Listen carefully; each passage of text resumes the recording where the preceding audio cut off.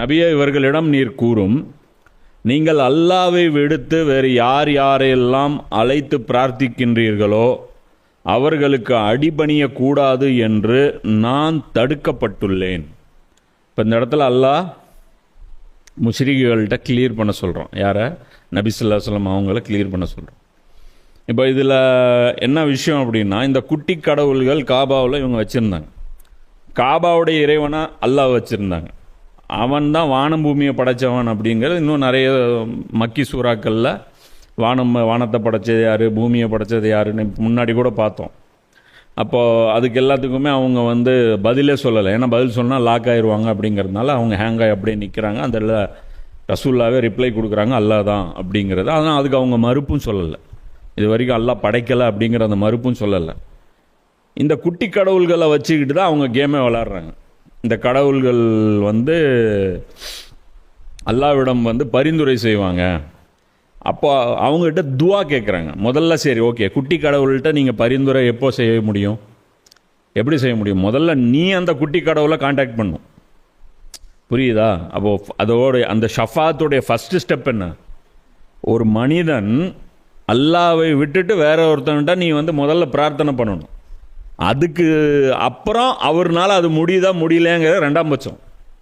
புரியுதா? அல்லாஹ்கிட்ட உனக்கு அவர் ரெக்கமெண்டேஷன் பண்ணி உன்னுடைய பாவங்களை மன்னிக்க வைக்கிறதா இருக்கட்டும், அல்லது உலகத்தில் உன்னுடைய துன்பங்களை நீக்க வைக்கிறதா இருக்கட்டும். ஸோ அது அவர்னால முடியுது முடியல, அவருக்கு அந்த தகுதி இருக்குது இல்லை, அதெல்லாம் ரெண்டாம் பட்சம். ஃபஸ்ட்டு விஷயம் மறைவில் இருந்துட்டு நீ அந்த குட்டி கடவுளை பிரார்த்தனை செய்கிறது. அப்போ இந்த விஷயத்தை அவங்க எப்படி சொல்லியிருந்தாங்க அப்படின்னா, அல்லாஹ் தான் இப்படி ஒரு ஏற்பாடு பண்ணியிருந்தான்.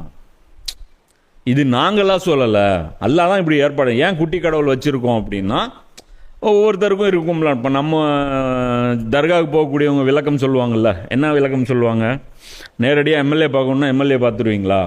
ஒரு டாக்டரை பார்க்கணுன்னா டைரெக்டாக டாக்டரை பார்க்குவீங்களா? முதல்ல டியூட்டி நர்ஸை பார்ப்பீங்க, அதுக்கிட்ட டோக்கனை போடுவோம், அதுக்கப்புறம் அவங்க ஒரு அப்பாயின்மெண்ட்டு கொடுப்பாங்க. ஸோ அந்த மாதிரி அப்படிம்பாங்க. அப்புறம் எம்எல்ஏவுக்கும் இதே மாதிரி தான் சொல்லுவாங்க. எந்த ஒரு உயர் பதவியில் இருக்கிறவங்களுக்கும் இந்த மாதிரி. அப்போ அல்லாஹ் பதவிகளுக்கெல்லாம் மேலான பதவி வாய்ந்தவன். எப்படி பில்டப்பு?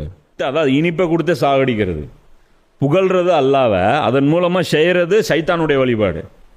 அல்லாவை புகழ்ந்துக்கிட்டு இப்படி சூழ்ச்சிகள் என்ன சொல்கிறோம்? அல்லாஹ் எப்பேர் இவ்வளோ கண்ணியம் வாய்ந்தவன், இவ்வளோ அவனுடைய அந்தஸ்து, அவனை போய் டைரெக்டாக கான்டாக்ட் பண்ண முடியும் அப்படின்னா அது எவ்வளோ பெரிய அவமானம்.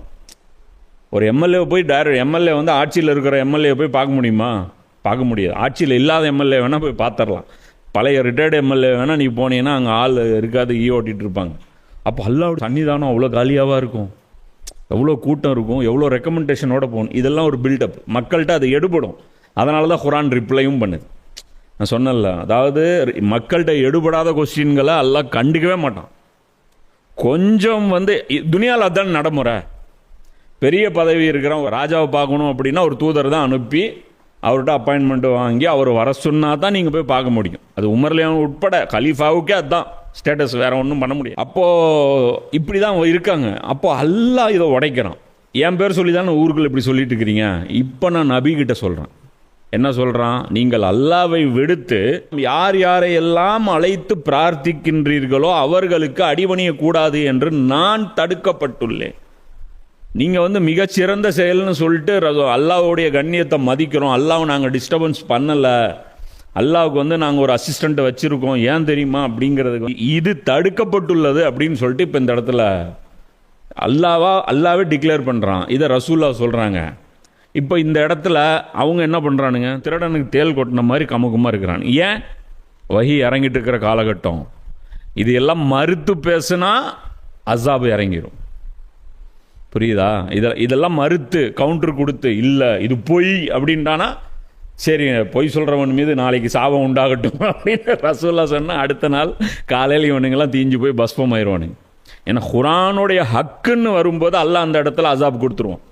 அதுதான் அவங்க ஓடுறாங்க. யார்? கிறிஸ்தவர்கள் முபாஹலா கூப்பிட்டு ஓடினாங்க இல்லையா 3ஆம் அத்தியாயத்தில், உங்களுடைய குழந்தைங்களும் கூட்டிகிட்டு வாங்க, இங்கே கூட்டிகிட்டு வாங்கன்ட்டு. அப்போ அல்லாவே இங்கே தடுத்துட்டாங்கிற